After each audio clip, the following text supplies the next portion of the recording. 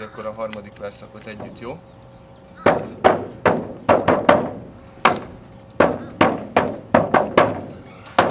Most van a magyar dolga, hogy sose legyen szolga, és nemesebb lesz a dolga.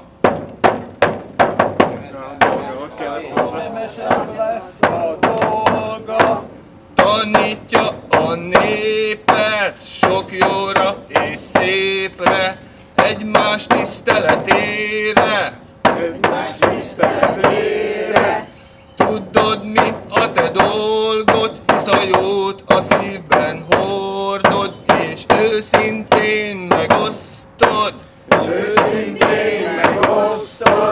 Igaz, minden tetted, ezt kell cselekedned, ezért magyar a lelked.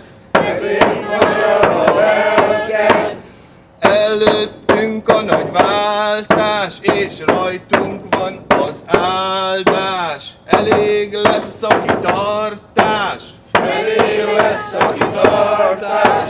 Hiszünk egy jobb létben, a sorsunk egységében. Tartsunk össze, mint régen.